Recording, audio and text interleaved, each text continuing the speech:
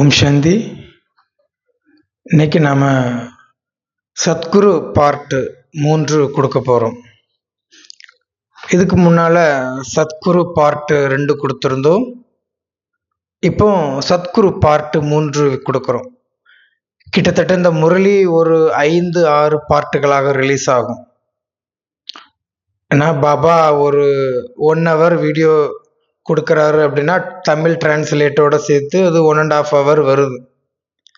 அப்போ அதில் வரக்கூடிய அந்த தமிழ் அந்த டப் பண்ணுற விஷயங்களை மட்டும் நம்ம பஸ் பண்ணி என்ன பண்ணுறோம் அப்படின்னா அதை முழு ஒரு கோர்வையாக முரளி அமைப்புகளில் பேப்பரில் எழுதி அதை இதே போல் நம்ம டெக்ஸ்ட் பண்ணி பண்ணுறோம்.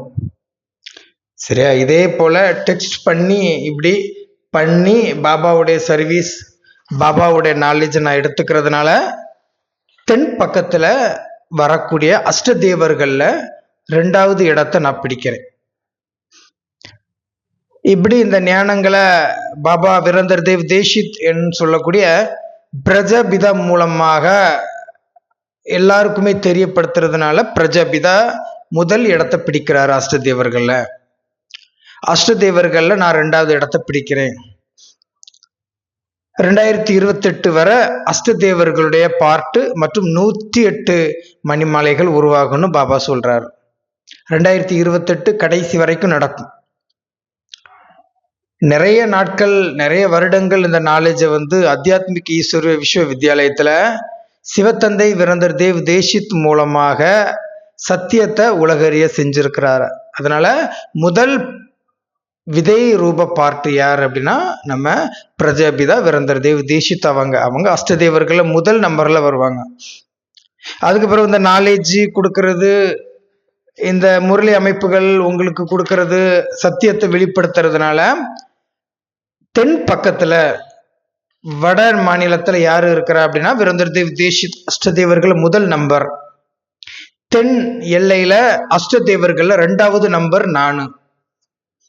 அவரு ராம்வழி ஆத்மா ராம். நானு அதே ராமாயணத்துல பரதன் கேரக்டரை நான் ஷூட்டிங் பண்றதுனால தென் பக்கத்துல 2வது இடம். முதல் இடம் வட மாநிலத்துல வந்துச்சா, 2வது இடம் தென் மாநிலத்துல வரும். அது பரதன் கேரக்டர். அதனாலதான் பரதனுக்கு இம்பார்ட்டன்ட் ராமாயணத்துல கொடுத்திருக்க காரணம்.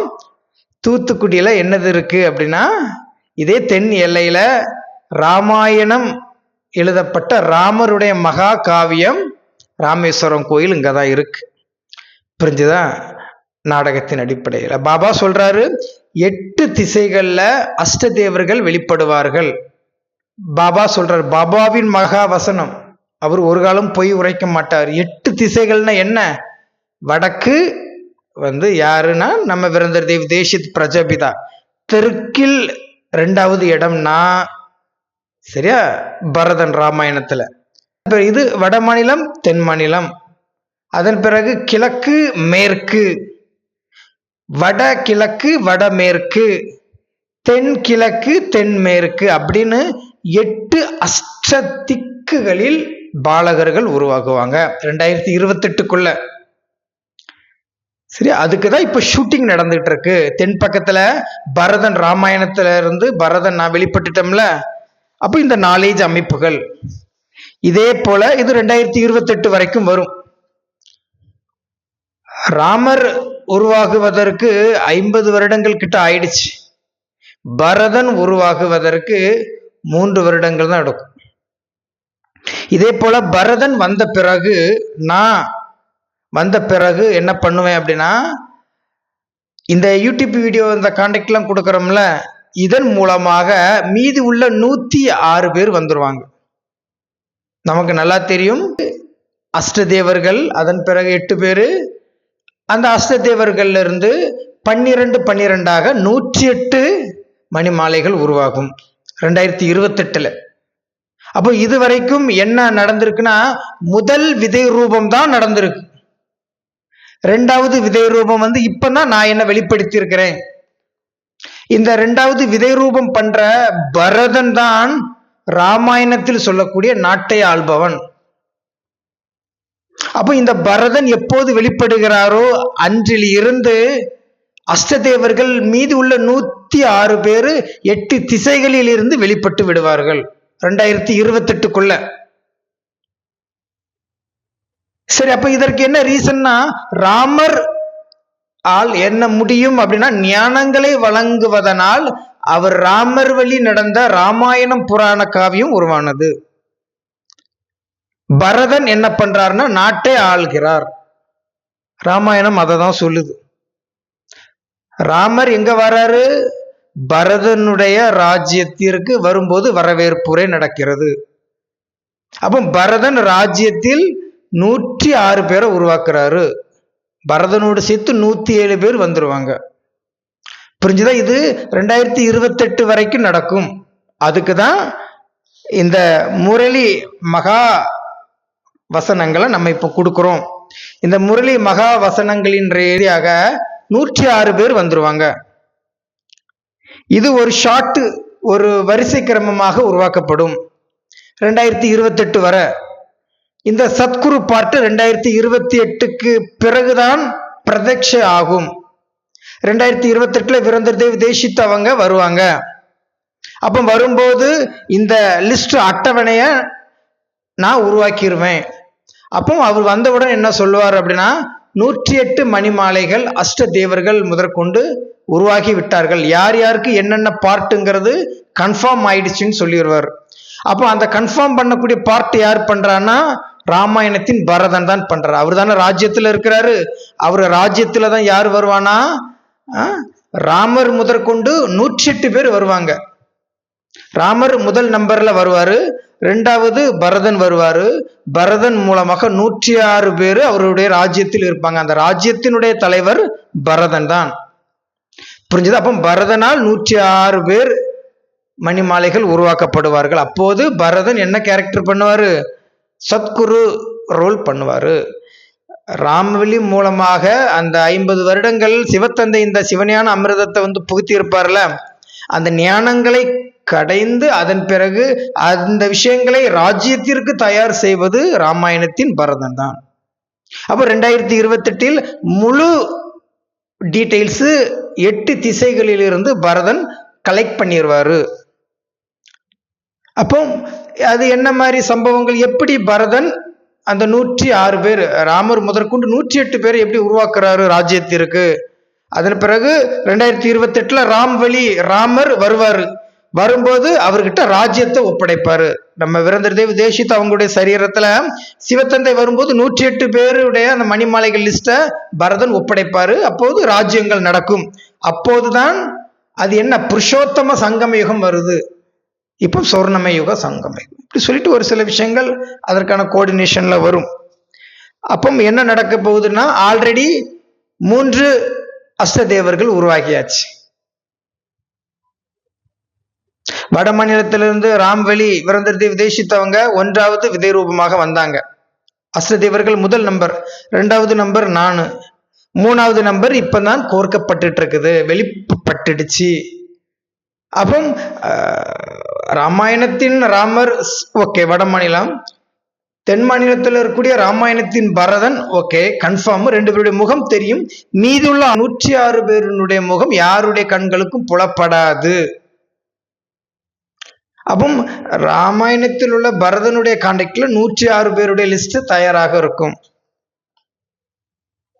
அப்போ உண்மையிலே அவர்கள் ராஜ்யத்திற்கு தகுதி உடையவர்களாக என்பதை செக் பண்ணக்கூடிய அந்த சத்குரு பார்ட்டி இப்பதான் ஸ்டார்ட் ஆகுது. இது 2036 வரைக்கும் நடக்கும். 2028 வரையிலும் 108 மணிமாலைகளுக்கான மாலைகள் கோர்க்கப்படும். 2036 வரை 108க்கான மாலைகள் லைன்ல வருவாங்க. சத்குரு பார்ட்டு நடக்கும். சத்குரு பார்ட்டு ராமாயணத்தின் பரதன் செய்வதுதான் சத்குரு பார்ட்டு. ராஜ்யத்திற்கு புருஷர்களை உருவாக்கும் பார்ட்டு அதனுடைய தலைவர் பரதன் ராமாயணத்துல. சரியா? அப்போ டே பை டேயா நாட்கள் நாள்பட சொல்லும்போது நீங்க அனைத்தையும் புரிந்து கொள்ளலாம். அப்போ இந்த 108 மணிமாலைகள் ராமர் வந்தாச்சு, பரதன் வந்தாச்சு, இன்னும் 106 மணிமாலைகள் எப்படி கோர்க்கப்படும் என்கிற ரகசியங்களை அடுத்த வீடியோக்கள்ல, அடுத்த முரளி வீடியோக்கள்ல நான் கொடுக்குறேன்.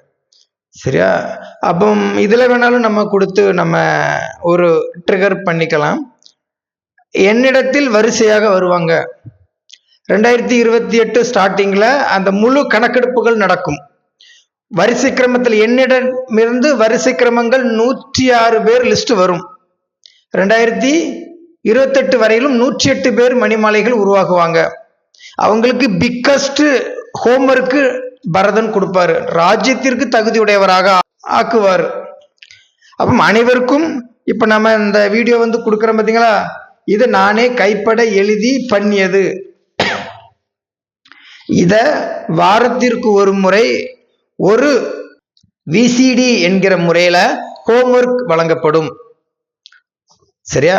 சண்டே முழுக்க முழுக்க ஒரு விசிடியை நீங்க பேப்பர்லயோ நீங்க எனக்கு எழுதி கொடுக்கணும். ஒவ்வொருத்தருக்கும் ஒவ்வொரு நம்பர் மாதிரி நான் கொடுத்திருப்பேன். முழு கணக்கெடுப்புகள் இருக்கும். 2028 வரையிலும் இந்த கணக்கெடுப்பினுடைய இறுதி நாள் வரும். 108 மணிமாலைகள் கோர்க்கப்பட்டுரும். அதன் பிறகு 2028 நம்ம ராம்வெளி ஆத்மா வீரேந்தர் தேவ் தேஷித் அவங்க ரைஸ் ஆவாங்க, வெளியே வருவாங்க. அப்போது அவர் சொல்லிடுவாரு, 108 மணிமாலைகள் யார் யார் என்பது அவர்களுக்கு தெரியும் என சொல்லிடுவார். இதுதான் அவர் வரும்போது பிரதட்சை பண்றது. மற்றபடி அவங்களுக்கு காட்சி கொடுக்கறது அப்படிலாம் கிடையாது. கிருஷ்ணருக்கு காட்சி கொடுப்பாரு, வீரேந்தர் தேவ் தேஷித் அவங்களுக்கு சிவலிங்கத்தின் காட்சி கொடுப்பாரு, ஐயப்பர் காட்சி பரதனுக்கு கொடுப்பாரு. இப்படி தெய்வங்களுடைய காட்சிகள் தான் கொடுப்பாரே ஒழிய 1வது மணிமாலை 8 அஷ்டதேவர்கள் 1வது அஷ்டதேவர் 2வது அஷ்டதேவர் அந்த கணக்கெடுப்புலாம் அவர் அப்படி கொடுக்க மாட்டார். அப்போ நீ 104வது மணிமாலை, நீ 19வது மணிமாலை, 18வது மணிமாலை, உன் முன்னாடி ஒரு மணிமாலையை காட்டுவது, அப்படிப்பட்ட ஒரு விஷயங்கள் அவர் செய்ய மாட்டாரு. 2028 வீரேந்தர் தேவ் தேஷித் அவங்க கடைசியில் வெளிப்படுவாங்க. அப்போ நிறைய பிரச்சனைகள் இருக்கும். அப்போது 108 மணிமாலைகள் யார் யார் என்கிற லிஸ்ட் ரெடி ஆயிடுச்சுன்னு சொல்லிடுவாரு. அவங்களுக்கே அவங்க யார், எப்படிப்பட்டவர்கள், அவங்க எத்தனாவது நம்பர் என்பதை ரெடி பண்ணியாச்சுன்னு சொல்லிடுவார். அது அவங்களுக்கே தெரியும்னு சொல்லிடுவார். அந்த லிஸ்ட்டை நான் தான் 2028 வரைக்கும் ரெடி பண்ணுவேன். என் கான்டாக்ட்ல 108 பேர். அது அவங்க ராம்வெளிக்கும் தெரியும், நான் 2வது ஆத்மா, அவர் முதல் ஆத்மா. மீதி உள்ள 106 பேருமே என்ன மாதிரி கணக்கெடுப்புகளை வர்றாங்கங்கிறத நான் வெளிப்படுத்திடுவேன். இது என்னுடைய ஃபோன் நம்பர் சைடில் நான் கொடுத்துருக்கிறேன் பார்த்தீங்களா, இந்த ஃபோன் நம்பருக்கு கால் பண்ணுங்க. 2028 ஸ்டார்டிங் வரைக்கும் இந்த கணக்கெடுப்புகள் இருக்கும். வாரத்திற்கு எல்லா சண்டே ஞாயிற்றுக்கிழமையும் எனக்கு ஒரு விசிடி நீங்க பேப்பர் வடிவில் எழுதி எனக்கு ஹோம்ஒர்க் மாதிரி கொடுக்கணும். அது 2028 ஸ்டார்டிங் வரையிலும் ஒரு வரிசை வரும். அந்த வரிசையில வரக்கூடியவர்கள் மட்டும்தான் 108 மணிமாலைகள் வரக்கூடியவர்கள். இதுதான் சத்குரு பார்ட். என் பார்ட் தான் சத்குரு பார்ட். ராஜ்யத்தில் தலைமை ஏற்கக்கூடிய ராமாயணத்தின் பரதன் தான் சத்குரு பார்ட் பண்ணுவார். அவரின் தலைமையில தான் ராஜ்யங்கள் உருவாகும். புரிஞ்சுதான்? அதான் சத்குரு பார்ட். அதன் பிறகு அதை வழி நடத்துறது, அதற்கான முதல் படி ஞானங்கள் கொடுக்கிறது, அனைத்துமே ராம் ஆத்மாவினுடைய சரீரத்தில் சிவத்தந்தை செய்வது. மற்றபடி பரதன், ராமாயணத்தின் பரதன் சரீரத்தில் சிவத்தந்தை வருவது கிடையாது. அது அவங்க நம்ம வீரேந்தர் தேவ் தேஷித் அவங்க அதற்கான ஒரு ட்ரிகர், ஒரு சிக்னல், ஒரு டச் பாயிண்ட் மட்டும்தான் பரதருக்கு கொடுப்பாரு. அப்போ அது 2வது ஆத்மா என்பது வெட்டா வெளிச்சமாகும். புரிஞ்சுதா? இப்படிதான் சத்குரு பார்ட் ஸ்டார்ட் ஆகுது.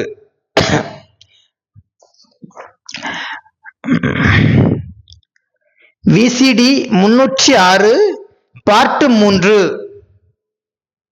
நம்ம ஏற்கனவே விசிடி 306 பார்ட் 1 பார்ட் 2 கொடுத்துருக்கிறோம்.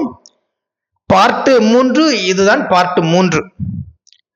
இது சங்கடன் தமிழ் முரளி 31/12/1966 பிரம்மபாபா சரீரத்தில் கொடுத்த முரளி. விளக்கம் கொடுக்கப்பட்டது 20/9/2005. இப்போ லேட்டஸ்டா ஒரு 21 வருஷத்திற்கு முன்னால வீரேந்தர் தேவ் தேஷித் அவங்க நல்ல கெதியாக இருக்கும்போது இந்த முரளியை சிவத்தந்தை அவங்களுடைய ராம்வெளியினுடைய சரீரத்தில் எடுத்துறாங்க. என்ன சொல்றாங்கன்னா, ஆல்ரெடி 2 பார்ட் நம்ம கொடுத்தோம், இது 3வது பார்ட். ராமர் ஃபெயில் ஆயிட்டாரு, அதனால பக்தியில அம்பு வில்லு கொடுத்துட்டாங்க. ஞானத்தின் பானம் கிடைக்கிறது, அன்பு கிடைத்திருது. அப்போ ராமர் என்ன ஆயிட்டாரு? ஃபெயில் ஆயிட்டாரு முதல்ல. எப்போ?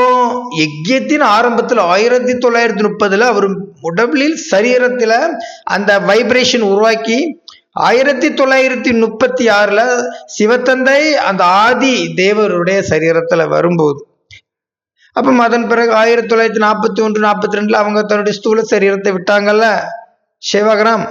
அப்போ அந்த டைம்ல ராம் என்ன பண்ணிட்டாரு? தோத்துட்டாரு. 1941-42 சரீரம் விட்டாங்கல்ல. அப்போ என்ன காரணத்துக்கு அவங்க சரீரம் விட்டாங்கன்னா, ஒரு பிடி கிடைக்கல, தன்னுடைய வாழ்க்கையினுடைய லட்சியம் அவங்களுக்கு கிடைக்கல அப்படின்னு சொல்றாரு. அவர் ஃபெயில் ஆயிட்டாரு. அதன் பிறகு இப்ப அவருடைய நாடக பாகம் வீரேந்திர தேவ் தேசித்தாக அடுத்த பிரிவில் அவர் பிறக்கிறாரு.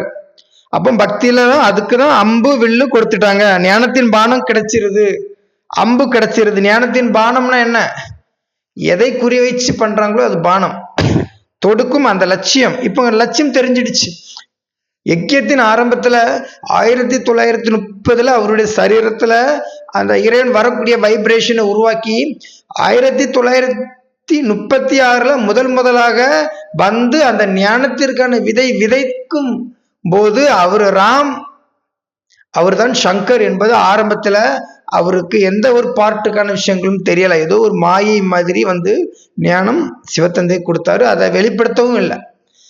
அதனாலேயே 1941-42 அவரு தன்னுடைய ஸ்தூல சரீரத்தை விட்டுறாரு ராமர். அதுக்கு பிறகு இப்ப என்ன ஆயிருக்குது?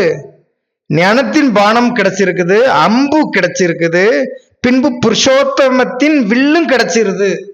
இப்ப நீ ஏன் பண்ணணும், எதுக்கு பண்ணணும், உன்னுடைய வாழ்க்கையின் லட்சியம் என்னங்கிறத நம்ம வீரேந்திர தேவ் தேசித்து பிரஜாபிதாவிற்கு தந்தை உணர செஞ்சிட்டாரு.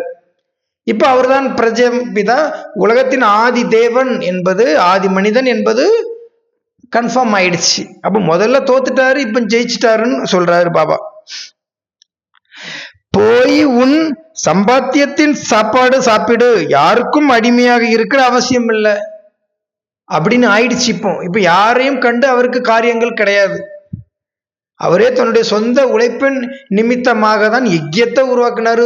சிவத்தந்தை அதுக்கு ஆதரவாக இருந்தாரு, அவரால் உருவாக்கப்பட்டது. நிறைய பிரச்சனைகளின் பிறகு ஒரு புது சகாப்தம் உருவாகி இருக்குது அப்படிங்கிறார் பாபா. வெறும் ராம்வெளி ஆத்மா மட்டும் போனாங்களா?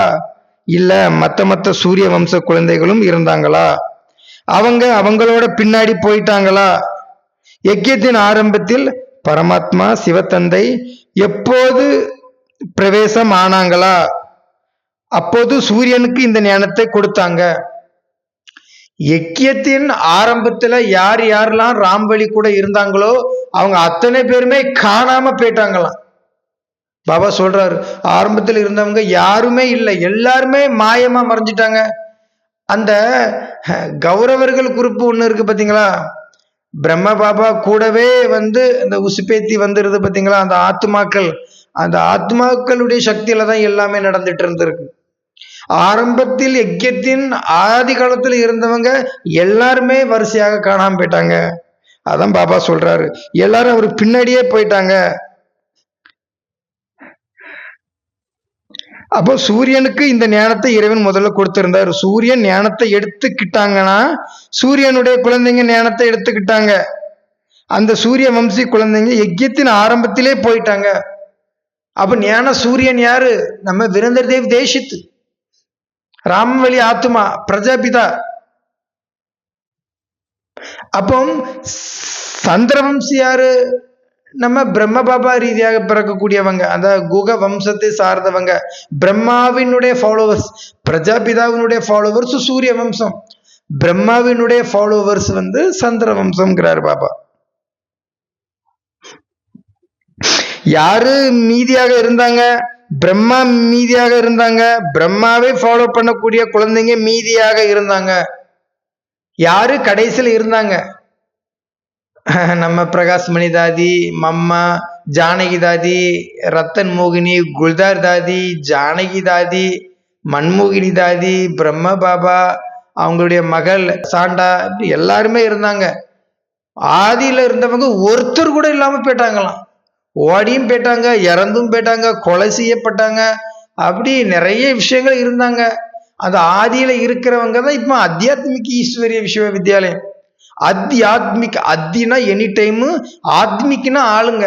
எனி டைம் இந்த உலகத்தில் இருக்கக்கூடிய ஆத்மாக்கள், அதான் அத்தியாத்மிக் ஈஸ்வரிய கடவுள் பகவான் சிவனுடைய அந்த விஸ்வத்தினுடைய உலகத்தினுடைய வித்யாலயம், புனிதமான ஒரு ஆலயம். பிரம்மாவின் மடியில் நினைவு செய்யக்கூடியவராக ஆயிட்டாங்க. பிரம்மா கூடவே இருந்தாங்க. ஆதியில உள்ளவங்கலாம் காணாம போயிட்டாங்க, இறந்துட்டாங்க. அதுக்கு பிறகு மீதி இருந்தது மம்மா பிரம்ம பாபா, அவங்கள ஃபாலோ பண்ணக்கூடியவங்க. அவங்க எல்லாரும் எங்க போயிட்டாங்களாம்? பிரம்மாவினுடைய மடியில போய் உட்கார்ந்துட்டாங்களாம். மற்றும் அவங்க மீதி இருந்துட்டாங்க. முரளியில் 20 தடவைக்கு மேல வந்துட்டு பிரம்மாவை நினைவு செய்யக்கூடாதுன்னு. எங்க அத்தியாத்மிகனுடைய முரளி இல்லையா? அத்தியாத்மிகளே நம்ம முரளியே ஓபன் பண்ணல. இப்பதான் ஏன் பார்ட் நடக்கும் போதுதான் ஓப்பனே ஆகுது இல்லையா? அப்படி அப்போ 20 தடவைக்கு மேல பிரம்மாவை நினைவு செய்யாதீங்கன்னு சொல்லி இருக்கிறாரு இதே சிவத்தந்தை. அப்போ இது நாடகத்தினுடைய அனுசாரம். ஏன் நினைவு செய்யக்கூடாது? நீங்க யாரை நினைக்கிறீங்களோ அவங்களுடைய ஃபாலோவர்ஸ், அவங்க இந்த உலகத்துக்கு எப்போ வருவாங்களோ அப்பந்தான். இப்ப நீங்க என்ன நினைக்கிறீங்கன்னா, நீங்க என்னுடைய ஃபாலோவர்ஸ். என்னுடைய ஃபாலோவர்ஸ் யாரு? 106 பேர் வருவாங்க. அஷ்ட தேவர்கள் முதற்கொண்டு 108 மணிமாலைகள். அப்ப நான் யார் அப்படின்னா, 2வது விதை ரூப ஆத்மா. நானு 2036 முடியும் போது அந்த ஸ்டேஜை நான் அடைஞ்சிருப்பேன். இதுதான் சத்குரு பார்ட். சத்தியமான இறைவனை ஃபாலோ பண்ணக்கூடிய ஒருவர் பின்பற்றுவதுதான் சத்குரு பார்ட். இறைவன் அப்படியே ஃபாலோ பண்ணணும், அதுதான் சத்குரு பார்ட். அப்ப சத்குரு பார்ட் பண்ணக்கூடியவங்க எங்க இருப்பாங்க? பரதனுடைய ராஜ்யத்துலதான் சத்தியத்தை ஃபாலோ பண்ணக்கூடிய அந்த 108ல 106 பேர் வருவாங்க. அப்ப ராமரை ஃபாலோ பண்ணக்கூடியவங்க அடி உத குத்துன்னு சொல்லிட்டு ராமர் கூடவே இருப்பாங்க. அப்போ பரதன் தனியா இருப்பாரு, ராமன் தனியாக இருப்பாங்க. இதான் விஷயம். கடைசியில அந்த 2028 வரும்போது ராமர் பரத ராஜ்யத்துல வந்து வாங்கிக்குவாரு இந்த 108 மணிமாலைகளுடைய லிஸ்ட. அது கடைசியா வருவாங்க. அப்போ ராமர் காலை பிடித்து கொண்டவர்களுக்கு 108ல இடம் உண்டுமானா கிடையாது. ஏன்னா இந்த 108 மணிமாலைகள் 2028 ஸ்டார்டிங் வரையிலும் நடக்கும். அப்போ இந்த 2028 ஸ்டார்டிங் வரையிலும் 108 பேருடைய லிஸ்ட நான் எடுத்துருவேன். அவங்களுக்கு வாரத்திற்கு ஒரு முறை இந்த முரளி பாயிண்ட்களை எனக்கு பேப்பர் வடிவில் எழுதி கொடுக்கணும். இப்போ யஜ்யத்தின் ஆதியில இருந்த வந்த என்ன பண்ணாங்க? பிரஜாபிதா சரீரத்துல சிவத்தந்தை வர்றதை கேட்டுட்டு சும்மா இருந்தாங்க. அது கிடையாது. ராஜ்யம் நீங்க அடையணும் அப்படின்னா பரதன் ஆகிய ராமாயணத்தின் பரதன் சொல்ல கேட்டால்தான் நீ ராஜ்யத்திற்கு வர முடியும். அதுதான் ஒரு லைனை அவர் ஃபாலோ பண்ணுவாரு. ஃபைனலைஸ் வரும்போது பிரஜாபிதா சரீரத்துல, ராம்பலி சரீரத்துல சிவத்தந்தை வந்து அப்ப எங்க வருவாரு? பரதனிடம் வந்து ராஜ்யத்தை அவரு வந்து உட்கார்ந்துப்பாரு. அவர் உட்கார்றதுக்கு தான் இங்க ரெடி பண்ணி வைக்கிறாரு. அண்ணன் ராமன் வர போறாருன்னு ரெடி பண்ணி வைக்கிற அந்த லிஸ்ட் இங்கதான் ரெடி ஆகும். ராஜ்யத்தில் இருக்கிறவங்க முரண்பாடாக இருந்துடக்கூடாதுங்க என்பதற்காக தான் அந்த லிஸ்ட். அப்போ அந்த 2028 வரும்போது என் மூலமாக ஒரு வரிசை வரும். இந்த வரிசை தான் சத்தியுகத்தினுடைய அந்த ஆதி பார்ட் பண்ணக்கூடியவர்கள்.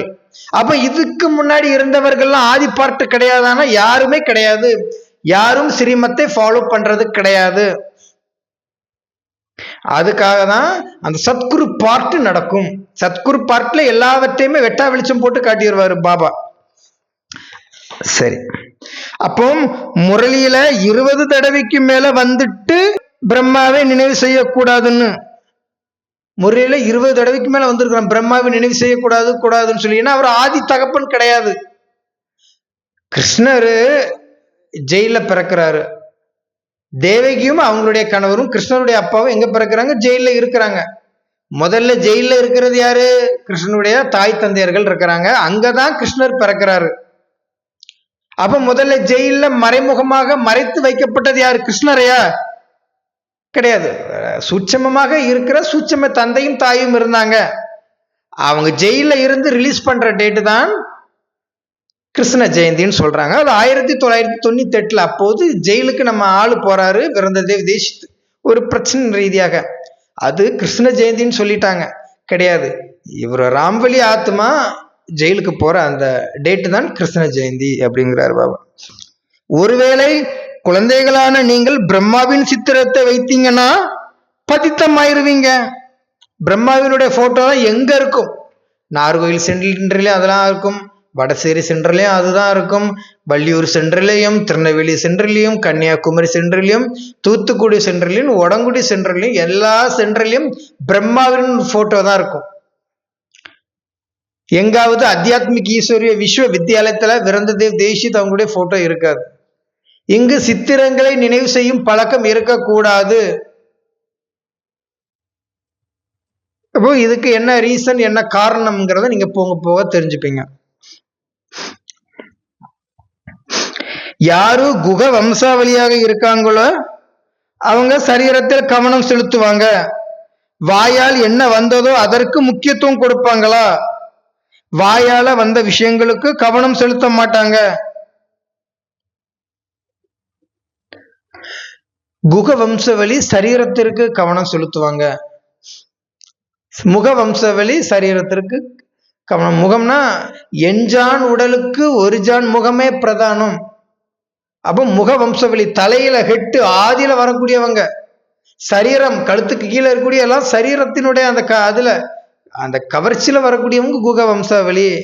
அவங்க சரீரத்திற்கு தான் கவனம் செலுத்துவாங்க, முகத்திற்கு கவனம் செலுத்த மாட்டாங்க. சரீர உணர்வுல தான் இருப்பாங்க. பிரம்மா மம்மாவை போட்டோ தானே வச்சிருக்கிறீங்க. அப்போ அவங்க இந்த உலகத்துக்கு எப்போ வருவீங்களோ அப்பதான் வருவீங்க. அதனாலதான் உங்க நாலேஜ் அடிப்படை நாலேஜுங்கிறாரு பாபா. அவங்க பிரம்மா பாபா சித்திரத்தை இப்ப கூட விடவே மாட்டாங்க. அப்படி பூணுப்பிடியா பிடிச்சுப்பாங்க. பிரம்மாவினுடைய அந்த சித்திரத்தை அவங்க இப்பவும் விடலை, இன்னும் பிடிச்சு கடைசி வரைக்கும் பிடிச்சிட்டு இருப்பாங்க. தெரியாது, சொல்லித்தர ஆளு கிடையாது. எல்லாருமே தவறி போயிட்டாங்க, வழி மாறி போயிட்டாங்க, பிரம்மாவை பிடிச்சுக்கிட்டாங்க. ஆதியில நடந்த சம்பவங்களை நினைவுபடுத்துறது கிடையாது. அப்போ ரீசன் காரணம் அது. முரளியில் பல சொல்லிட்டாங்க. பிரம்மாவின் சித்திரத்தை புரிய வைக்கிறதுக்காக திருமூர்த்தி சித்திரத்தில் வச்சுட்டாங்க. திருமூர்த்தி சித்திரத்துல யாரு இருக்கிறாங்களாம்? பிரம்மா வச்சிருப்பாங்க. அதன் பிறகு மகாவிஷ்ணு இருப்பாரு, சங்கர் இருப்பாரு, மேல ஜோதி பிந்துவின் வடிவமாக சிவத்தந்தை இருப்பாரு. மும்மூர்த்திகளுடைய கடவுள் பகவான் யாரு? அவரு திருமூர்த்தி சிவன் சொல்றாங்க. அப்போ அதுல 4 தலை கொண்ட பிரம்மாவை வச்சிருக்கிறோம், தவறு கிடையாது. சரி, மகாவிஷ்ணு 4 கரங்களோட இருக்கிறாரு, பிரச்சனை கிடையாது. சங்கர் தவசியா கோலம், சரி.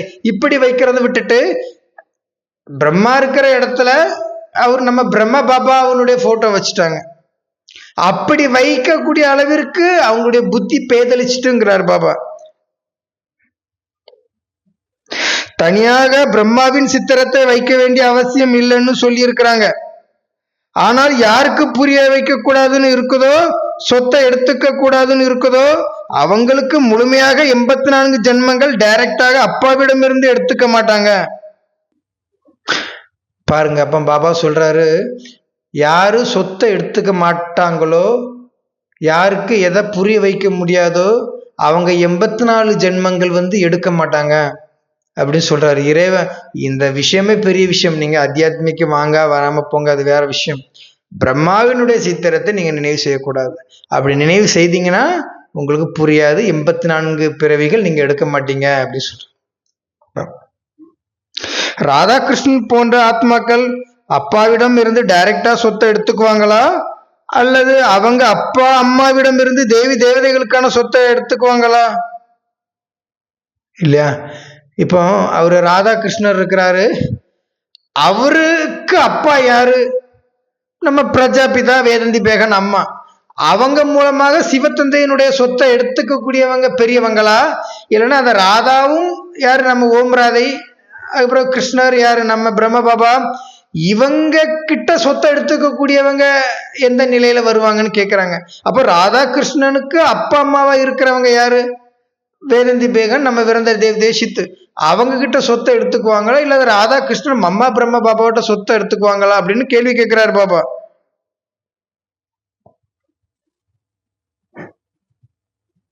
அதாவது தேவி தேவதைகளிடமிருந்து சொத்தை எடுத்துக்குவாங்க அப்படின்னா யாரு தேவி தேவதைகள் இருக்காங்களோ, யாரு சுகம் புருஷோத்தமம் பண்ணி அந்த தெய்வீக பதவியை அடையிறாங்க, அப்புறம் டைரக்டா அப்பாவிடம் இருந்து பதவியை அடையிறாங்க.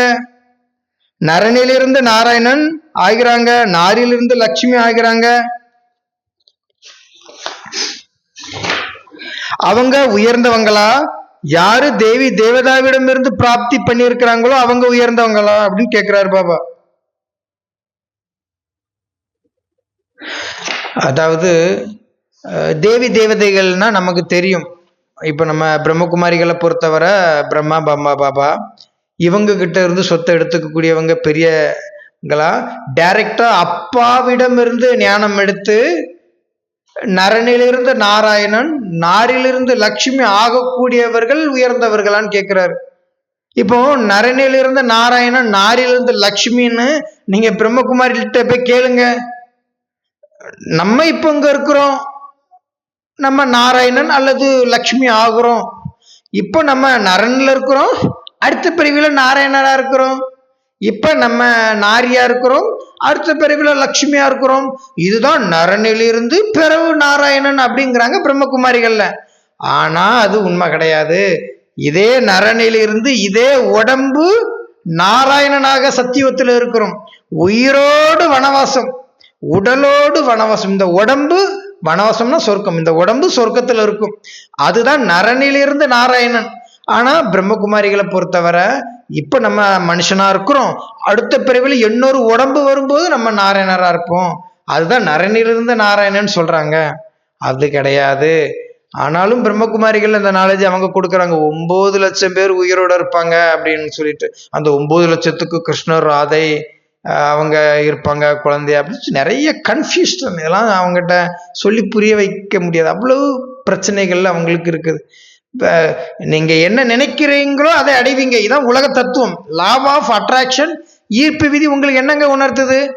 நீங்க எது நினைக்கிறீங்களோ அது நடக்கும். அது நல்லதா இருந்தாலும் சரி, கெட்டதா இருந்தாலும் சரி, உங்களுக்கு விருப்பமோ விருப்பம் இல்லையோ, உங்கள் அடி முதல் முடி வரை அனைத்துமே பிரபஞ்ச தத்துவத்தில் இருக்கும்.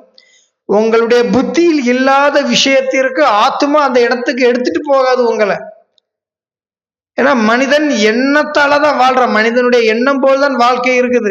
நீ என்ன நினைக்கிறியோ அதை அடையிற. ஏதோ ஒரு சூப்பர் ஸ்டார் ரஜினிகாந்துடைய ஒரு டைலாக், கிடைக்கிறது கிடைக்காம இருக்காது, கிடைக்காம இருக்கிறது ஒரு காலமும் கிடைக்காதுங்கிறது மாதிரி உங்களுக்கு அது கிடைக்கவே கிடைக்காதுன்னா நீங்க ஞானம் அடையவே மாட்டீங்க. உங்களுக்கு அது வாய்ப்பு இல்லை.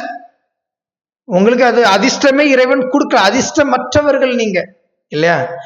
சின்ன விஷயத்திற்கு கூட நம்ம அறிவே இல்லாம தான் நிறைய விஷயங்களை நம்ம யோசிக்கிறோம். அது ஆத்மாக்களுடைய கெப்பாசிட்டியை பொறுத்தது. பாபாவிடம் இருந்து டைரக்டா பிராப்தியை எடுத்துக்கிறவங்களோ அவங்களே உயர்ந்தவங்களாங்க ஆனாங்க. அதனாலதான் பாபா சொல்றாங்க, நீங்க என்னுடைய முக வம்சாவளி குழந்தைகளாக இருக்கிறீங்க. பிறகு முழுமையான 84 பிறவிக்கான சொத்தை எடுத்துக்க கூடியவங்க. ஒரு ஜென்மம் கூட உங்களுடைய சொத்து கம்மியாக ஆகாது. ஒரு பிறவி கூட கம்மி ஆகாதான். அப்ப அதான் ஆத்தியாத்மிக்கல எனக்கு ரொம்ப பிடிச்சது என்ன அப்படின்னா, எல்லாருக்கும் 84 85 பிறவி பிரதர், இதே உடம்புல நம்ம சொர்க்கம் இருப்போம்னு டப்புன்னு எனக்கு கிளிக் ஆயிட்டு. எங்க ஊர்ல நான் பிறந்து வளர்ந்த ஊர்ல இருக்குங்க, இதே உடம்ப வச்சு ஒருத்தர் சொர்க்கத்துக்கு பறந்து போனாராம். அவருக்கு தான் 6-7 கோடிக்கு கோயில் கட்டிட்டு இருக்கிறாங்க. அது நான் நினைக்கும் போது எனக்கே சந்தோஷமாவும் இருக்கு. அப்போ பாருங்க, அப்போ எவ்வளவு பெரிய லட்சியத்தை பாபா முன் வச்சிருக்கிறாரு. இந்த ஆன்மீக ஞானம், நான் பிரம்மகுமாரிகள்ல 11 வருடம் ஞானம் அடையும் போது கூட எனக்கு அந்த சத்தியம் புரியல.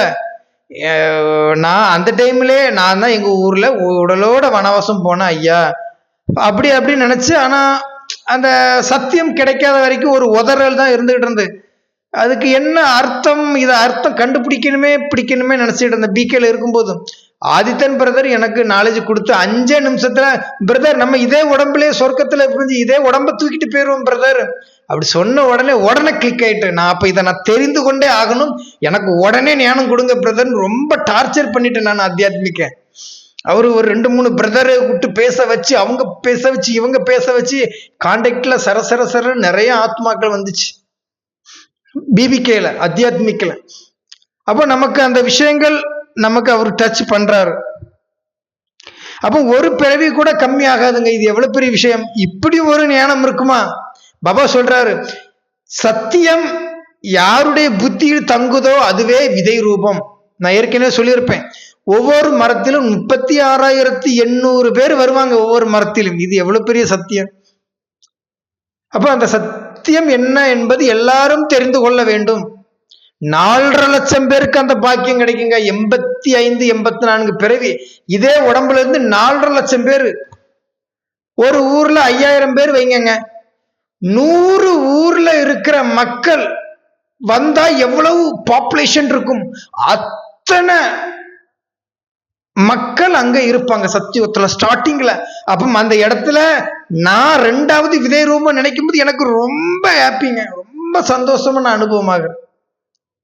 சரி, அப்ப 830 கோடி மக்கள் தொகையில நான் 2வது இடம் இப்ப நான் அடைஞ்சிருக்கிறேன்.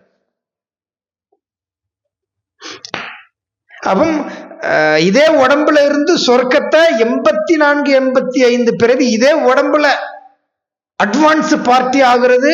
ஒரு ஊர்ல 5000 பேர் வச்சு 100 ஊர்ல 5 லட்சம் பேர் வருவாங்க. இது 4.5 லட்சம் பேர்.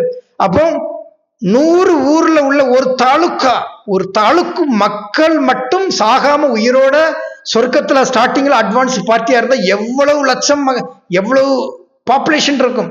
அவ்வளவு மக்களுக்கு ஞானம் கிடைச்சிருக்குங்க ஆத்தியாத்மிக்கல. அப்போ பிரம்மகுமாரிகள் எவ்வளவு பாப்புலேஷன்ல இருக்கிறாங்க. இந்த 4.5 லட்சம் பேர் லிஸ்ட்ல கூட அவங்க வரல. சரி, அப்ப இது எவ்வளவு பெரிய அதிசயம். யார் யாருக்குமோ கிடைக்குது. ஞானமே இல்லாத தாத்தா பாட்டிக்கு கிடைக்குது. சின்ன குழந்தைங்களுக்கு ஞானம் கிடைச்சிருக்குங்க அத்தியாத்மிக்கல. பெரிய தாத்தா பாட்டின்னு சொல்றாங்க பிரம்மகுமாரிகள். புசுவான மாதிரி அடிப்படை ஞானத்தை வச்சுக்கிட்டு இருக்கிறாங்க.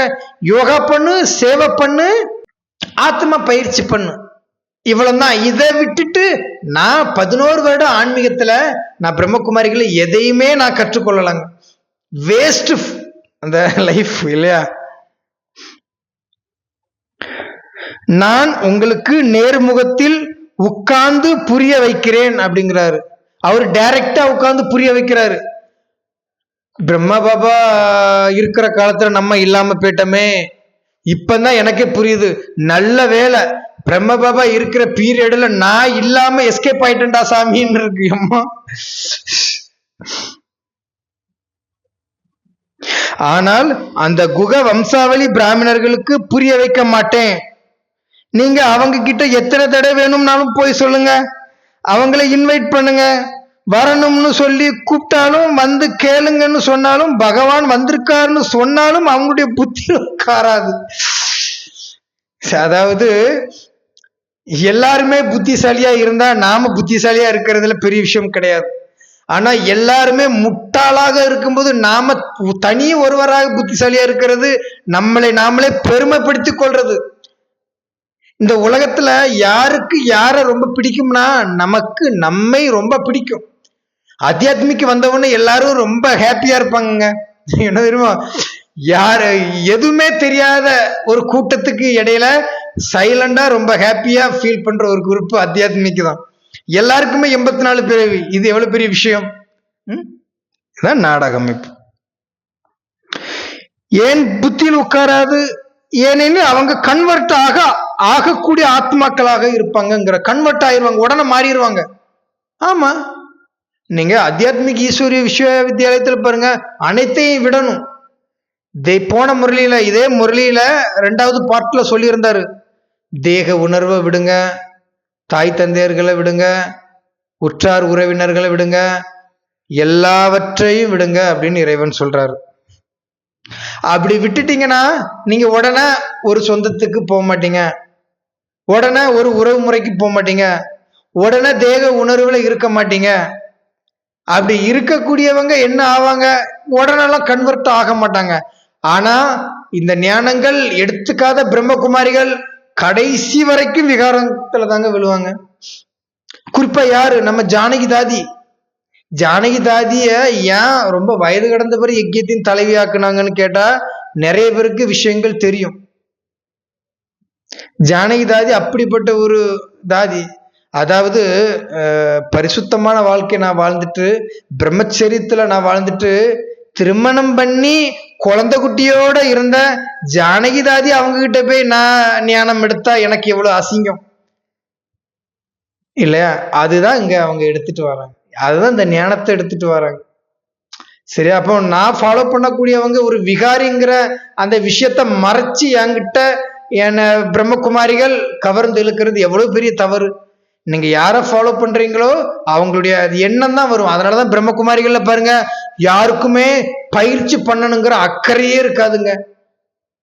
என்ன இந்த வாழ்க்கைங்கிற எம்டி லைஃப் தான் இருக்கும். ஏன்னா அவங்க யக்கியத்துல இருக்கக்கூடியவங்க அப்படிதான் ஒரு வருஷ கிரமத்துல இருந்தாங்க. அது அவங்களுக்கு நல்லா தெரியும், சொல்ல மாட்டாங்க. அதனாலதான் அவங்க ஒரு வரிசையில போக காரணம். ஏன்னா மடியில கனம் இருந்தாதான் வழியில பயமா இருக்கும். இந்த பயத்திலே அவங்க வாழ்ந்ததுனால, வாழ்க்கையினுடைய எதிர்காலம் ப்ராப்பரா தெரியாததுனால அவங்கள ஃபாலோ பண்றவங்களுக்கு யாருக்குமே புருஷோத்தம் பண்ணணுங்கிற எண்ணமும் இருக்காதுங்க. யாரு அரைகுறையான ஆத்மாக்கள், கன்வெர்ட் ஆகக்கூடிய ஆத்மாக்கள் யக்கியத்தின் ஆரம்பத்தில் கூட கவனம் செலுத்தல, அத்தியாத்மிக் உள்ளவங்களுக்கும் அதான் இருக்கும். இப்ப நீங்க கவனமே செலுத்தலையா, யக்கியத்தின் ஆரம்பத்துல இல்ல. இப்ப இந்த ஞானம் எனக்கு படு பயங்கரமா எனக்கு உட்காருது. நான் ரெண்டாவது விதை ரூபம்னு சொல்றேன். அப்ப நான் யக்கியத்தின் ஆரம்பத்துல எங்க இருந்திருப்பேன்? இப்போ லேட்டஸ்டா ஒரு முரளியில அவங்க பிரஜாபிதா சரீரத்துல சிவத்தந்தை வந்து சொல்றாரு, 1993க்கு முன்னாடி இருந்தவர்கள், ஞானத்தை அடைந்தவர்கள் அஷ்டதேவர்கள் லிஸ்ட்ல வருவாங்கன்னு சொல்றாரு. என்னுடைய டேட் ஆஃப் பர்த் 1988, 1989 இதுதான் என்னுடைய டேட் ஆஃப் பர்த். அவர் என்ன டேட் சொல்றாரு, 1993க்கு முன்னாடி இருந்தவர்கள் தான் அஷ்டதேவர்கள்ல வருவாங்க அப்படின்னு சொல்றாரு. அப்போ 1989 என்னுடைய டேட் ஆஃப் பர்த்னா 1988 நான் சரீரம் விட்டுருக்கிறேன். அப்போ 1993க்கு முன்னால நான் எத்தனை வருஷம் நான் ஞானத்துல இருந்திருக்கிறேன்? 13 வருஷம் நான் ஞானத்துல இருந்திருக்கிறேன்னு அர்த்தம். 13 வருஷம் அந்த டேட்டுக்குள்ள நான் இருந்தா மட்டும்தான் எனக்கு இப்ப 38, 39 வயசு இருக்கும், 38 வயசு இருக்கும். அப்போ பாபா யாருக்கு சொல்றாரு, இப்போ இருக்கிறவங்க அந்த டேட்டை கேட்கறாங்க. பாபா அஷ்டதேவர்கள்ல யாரு வருவாங்க அஷ்டதேவர்கள் அப்படின்னு விருந்ததேவ் தேசித்து அவங்களோட சரீரத்துல சிவதந்தை வரும்போது அத்தியாத்மிக்கல கேட்கறாங்க. பிபிகே ஆத்மாக்கள் அட்வான்ஸ் பார்ட்டி குரூப் கேட்குது. அப்போ 1993க்கு முன்னாடியில இருந்து யார் வந்தாங்களோ அவங்க தான் அஷ்டதேவர்கள் அப்படின்னு சொல்லிட்டு. அப்போ அதுல எவ்வளவு சூட்சம ரகசியங்கள் ஒளிந்திருக்கு. அப்ப நிறைய பேர் என்ன புரிஞ்சுக்கிறாங்க, 1990, 1991, 92, 93 அன்றைய காலத்துல இருந்து வந்தவங்க அஷ்டதேவர்கள் வருவாங்கன்னு நினைச்சிருக்கிறாங்க. அப்ப இதுல பெரிய விஷயம்னா, அஷ்டதேவர்கள்ல வரக்கூடியவங்க என்ன எத்தனை ஏஜ் இருக்குன்னா 50 வயசுக்குள்ளதான் இருக்கும். அப்ப இந்த நாலேஜ் ஸ்டார்டிங்ல இருக்கக்கூடியவங்களுக்கு தான் அந்த நாலேஜ் இருக்கும். யக்கியத்தின் ஆரம்பத்துல இருக்கக்கூடியவங்களுக்கு தான் அந்த நாலேஜ் இருக்கும். அப்ப இது நிறைய ரொம்ப சூட்சமமான ரகசிய ஞானங்கள். குல்தார் தாதி சரீரத்துல பிரம்மாவின் ஆத்மா பிரவேசம் பண்ணுது. அந்த விஷயத்தை பற்றியும் கவனத்தை செலுத்தல. இப்போ அவங்களுக்கு நீங்க புரிய வச்சீங்கன்னா, பிரம்ம பாபா இந்த விஷயங்களை இப்படி சொல்லியிருக்காங்க, இதற்கு அர்த்தம் இதாக இருக்கு, அப்போது இதை சொல்லுவீங்க. இது உங்க பாபாவின் முரளியாக இருக்குது, நமக்கு கேட்கிற அவசியம் இல்லை. அப்பா சொல்றாங்க, முகவம்சாவளி குழந்தைகள் நீங்க தான். அப்போ பாபா வந்து 1969 அதாவது விரந்தர்தேவ் தேசித்து அவங்களுக்கு ஒரு சில ஞானங்கள் அறிவுகளை ஊட்டி 1976 ஒரு 6 வருடம் கழித்து யக்யம் அத்தியாத்மிக் ஈஸ்வரிய விஸ்வவித்யாலயம்ங்கிற பேர்ல உருவாக்கப்படுது. அது வரைக்கும் தேஷித் அவங்களுக்கு தந்தை அந்த எண்ணங்களை உருவாக்கி இருக்கிறாருங்கிற ரகசியம் தேஷித் அவங்களுக்கும் தெரியாது. அப்போ அன்றைய காலத்திலே அவர் சொன்ன தடாலடி என்ன அப்படின்னா, குல்தார்தாதி சரீரத்துல வந்துட்டு இருக்கிறது பிரம்மா அப்படின்னு. இதை அந்த டைம்ல ஃபைட் பண்ணிட்டாங்க. அத்தியாத்மிக் ஈஸ்வரிய விஸ்வவித்யாலயத்துல இருக்கிறவங்க பிகேக்கு போயிட்டாங்க. மதுபன் போய் அங்க சண்டை, இவ்வளவு இப்படிலாம் பேசுறாரு, மாத்தி மாத்தி பேசுறாரு, குழப்பி பேசுறாரு, நிறைய விஷயங்கள ஆதி பார்ட்டெல்லாம் சொல்ல மாட்டேங்கிறாங்களே, சங்கருக்கு என்ன பார்ட் இருந்து ஆதியில இருந்தது என்ன, எல்லாத்தையும் கேட்கும்போது அங்க சண்டை. அப்போ பிரம்மா தான் வந்து பேசுறாரு, அதுல ஒரு திடம் இல்லை, கன்னியாஸ்திரி உடல்ல வந்து பேசுறாங்க, இதெல்லாம் சொல்லி பாருங்க அப்படின்னு பாபா சொன்ன பிறகுமே கேட்கலையாங்க.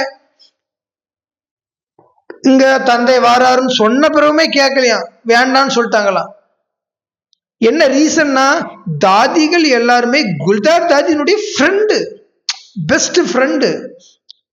அப்போ ஒரு 6-7 வருடங்கள் பிரம்ம பாபா 1969 சரீரம் விட்ட பிறகு என்ன ஆகுதுன்னா, அவங்க டோட்டலா குல்தார் தாதிக்கு தாங்க ஆரம்பிச்சிட்டாங்க, ரொம்ப பரிவர்த்தனை பண்ண ஆரம்பிச்சிட்டாங்க, நிறைய பாசம் காட்ட ஆரம்பிச்சிட்டாங்க, எல்லா பொறுப்பையும் அவங்களுக்குள்ளே ஷேர் பண்ணிட்டதுனால அதை விட்டுட்டு போக முடியாதது.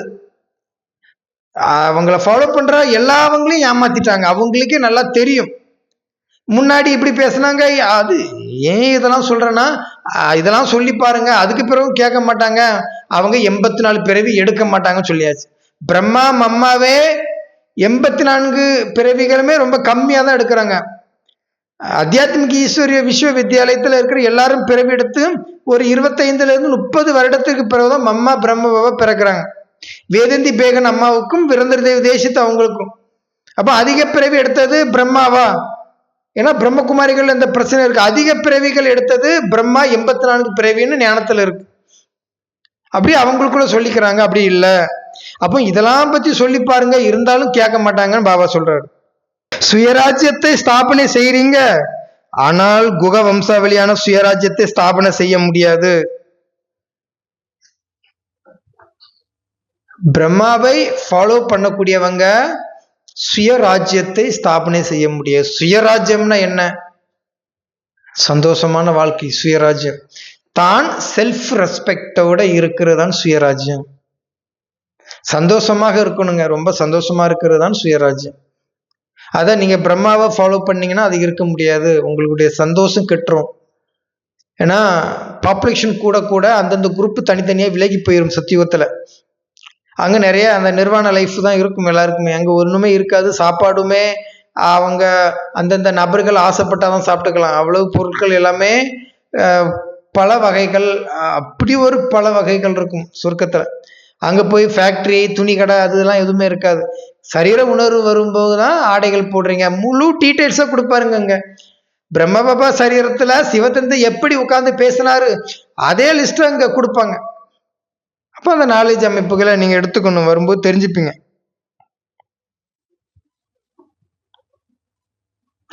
இது ஆன்மீக கவர்மெண்ட், இதை உங்களை தவிர யாராலும் இதை புரிஞ்சுக்க முடியாது. இப்போது குழந்தைகளான நீங்க உங்க ஸ்டேஜை நல்லபடியாக உருவாக்கிக்கணும், நல்லபடியாக செட்டிங் பண்ணிக்கணும். மாயை உங்க ஸ்டேஜை அப் அண்ட் டவுன் பண்ணும், நல்லபடியாக எக்ஸாம் எடுக்கும். ஆனால் என்ன செய்யணும்? உங்களுடைய ஸ்டேஜை நல்லபடியாக பவர்ஃபுல்லாக வச்சுக்கணும். ஆனால் இப்போது யாரும் பரிபூரணமாக இல்லை. பாபா சொல்ற யாருமே பரிபூரணமாக இல்லை, யாருமே பவராக இல்லை, யாருமே கேர் பண்ணல. ஆனா ரொம்ப உயர்ந்த ஸ்டேஜில் இருக்கணும் அப்படின்னு ஆசைப்படுறாங்க. அப்போ இதுக்கெல்லாம் என்ன அப்படின்னா, அவங்களுக்குள்ள ஒரு ஸ்டெடி இல்லை, மாயை ரொம்ப பலமாக இருக்கு, ஒரு பிடி இல்லை அவங்களுக்கு. அவங்களுடைய லைஃப்பை அழகா செட்டிங் பண்ணி வச்சுக்கணும் அப்படின்லாம் சொல்றாரு பாபா. மாயா ரொம்ப பவராக வரும், அது எக்ஸாம் எடுக்கும் அப்படிங்கிறாரு. அப்போ நீங்க உங்க ஸ்டேஜ் நல்லபடியாக வச்சுக்கணும், அப் அண்ட் டவுன்ல வரக்கூடாது.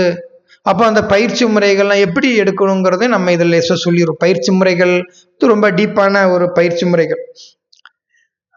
உடல் உணர்வுகள் உங்களுக்கு இருக்கக்கூடாது. ஒரு பயிற்சி செய்கிறீங்கன்னா ஒரு அரை நாள் நீங்கள் ஆத்மா பயிற்சி செய்யணும், அரை நாள் நீங்க யோகா பயிற்சி செய்யணும். உங்களுடைய வாழ்க்கையினுடைய லட்சியம் நீங்க தெரிந்து கொள்ளணும். லட்சியமற்று நீங்க வெறுமனே எடுக்கக்கூடாது. நிறைய ஞானங்கள் அடைந்து அதுல என்ன சொல்லப்பட்டிருக்குதோ அதன் பிறகுதான் யோகாவிலே இறங்கணும்.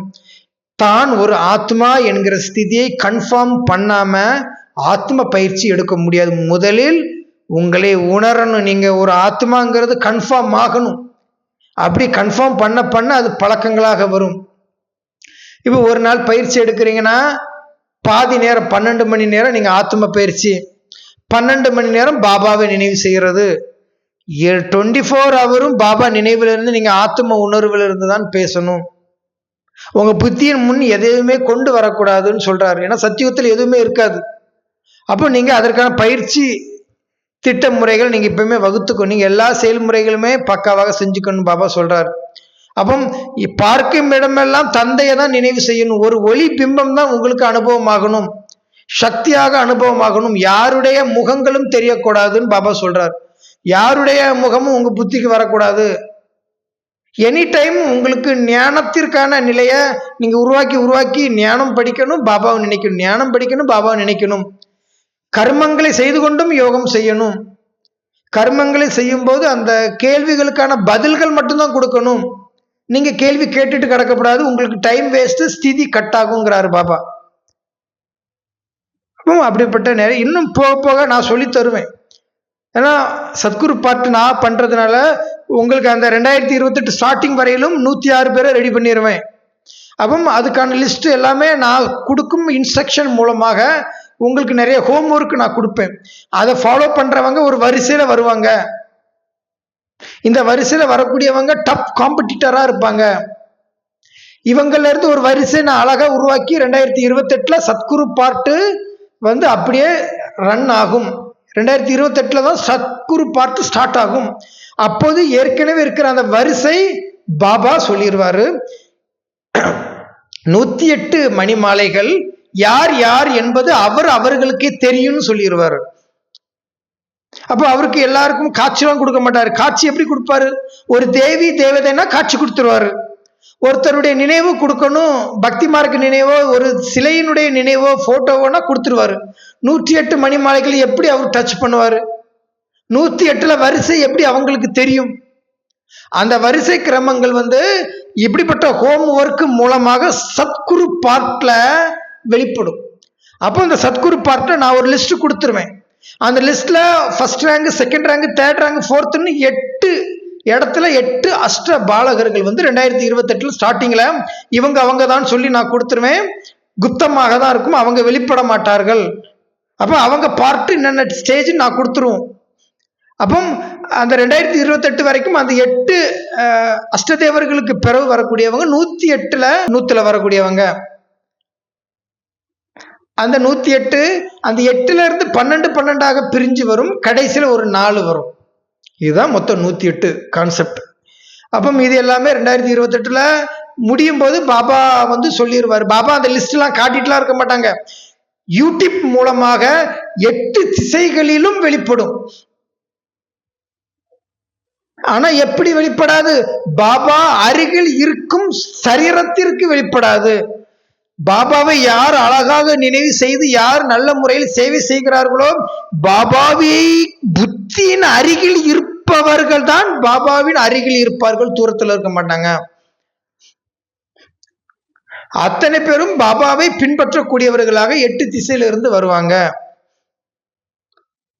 அவர்கள் இப்படி யூடியூப் மூலமாக ஹோம் ஒர்க் நான் கொடுத்துருவேன். இந்த ஹோம் ஒர்க்கு அவங்க பாஸ் பண்ணணும். வாரத்திற்கு ஒரு முரளி எனக்கு ஒரு பேப்பர் பேனாவில் எனக்கு எழுதி கொடுக்கணும். நான் அந்த லிஸ்ட்டை நான் கலெக்ட் பண்ணுவேன். அவங்க சிரமத்தை நான் செக் பண்ணுவேன். அது எல்லாமே ஃபுல்லாகி அவங்களுக்கு 108 2028 கம்ப்ளீட் ஆயிரும். அவங்களுடைய லிஸ்ட்டை அனௌன்ஸ் பண்ணிடுவாங்க பாபா. யார் யாருக்கு நான் அந்த லிஸ்ட்டு நான் கொடுத்துருவேன். எங்க பாபாவுக்கா நான் அந்த 108 பேர் என் கான்டாக்டில் வந்துடுவாங்க. யூடியூப் மூலமாக பாபா கை காட்டிடுவார். இதுதான் விஷயம். மற்றபடி சென்ட்ரெல்லாம் போய் பாபா டெல்லியில் உட்காந்து இருந்துக்கிட்டு சென்ட்ரெல்லாம் போய் இவங்க என்னென்ன பார்ட்டு அப்படிலாம் சொல்ல மாட்டாங்க. 108 பேரும் ஒரு லைன் வர்றத யூடியூப் மூலமாக நம்ம அந்தந்த நபர்களுக்கு டச் பண்ணி கொடுத்துருவோம். அவங்க பாஸ் பண்ணிடுவாங்க. அப்போ டெல்லியில இருக்கக்கூடியவங்களா அப்படின்னா கிடையாது. இந்த வரிசை வரும், சத்குரு பார்ட்டு வரிசையில வந்துடும். அப்ப அந்த வரிசையை கொடுக்கறது ராமாயணத்தினுடைய பரத நாயகிய நான் தான் அந்த லிஸ்ட்டை ரெடி பண்ணுவேன். இந்த லிஸ்ட் 2036 வரை சத்குரு பார்ட் நான் பண்ணுவேன். சைட் ரோல்ல ராமர் ரோல் நடந்துகிட்டு இருக்கும், பெரிய ப்ராப்ளங்கள் ஓடும். அப்போ இதுக்கு பிறகு வரக்கூடிய கான்செப்ட் என்ன ஏதுங்கிறத நம்ம முரளிகளில் நான் டே பை டேயா வரக்கூடிய முரளிகளை நான் எக்ஸ்பிளைன் பண்ணிடுவேன். அப்படி யாராவது பரிபூரணமாக இருந்தால் இந்த சரீரம் இருக்கவே இருக்காது.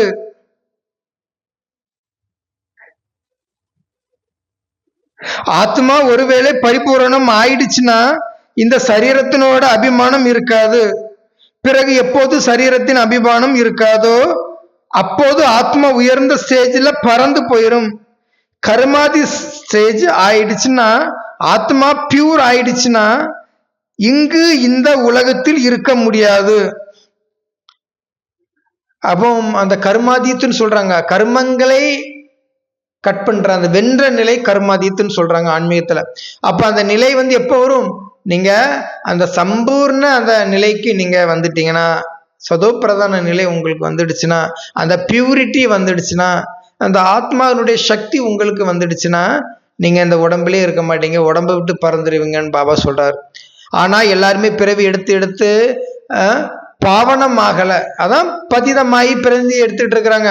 அப்போ ஒருத்தர் ஒரு இடத்துல பிறவி எடுத்துட்டாருன்னா அவர் பதிதமான சரீரம் தான் அர்த்தம். அவரு பிறவி எடுக்காமல இருக்கிறாருன்னா அது பாவனம் ஆகுவதற்கு அது இந்த ஸ்டேஜ் அடைஞ்சுக்கிட்டு இருக்குன்னு அர்த்தம். அப்போ அது அடுத்த பிறவி எடுக்கிறன்னா அது பாவனம் ஆயிடுச்சுன்னு அர்த்தம். அது பறந்து ஒரு இடத்துல சூட்சம ஒளி உடலோடு அந்த பார்ட்டு ஸ்டாப் ஆயினுக்குன்னு அர்த்தம். புரியுதா? எந்த உலகத்துல இருக்க முடியாது, துக்க தாமத்தில் இருக்க முடியாது. அப்பாவிடம் இருந்து நாம எந்த சொத்தை எடுக்கணும்?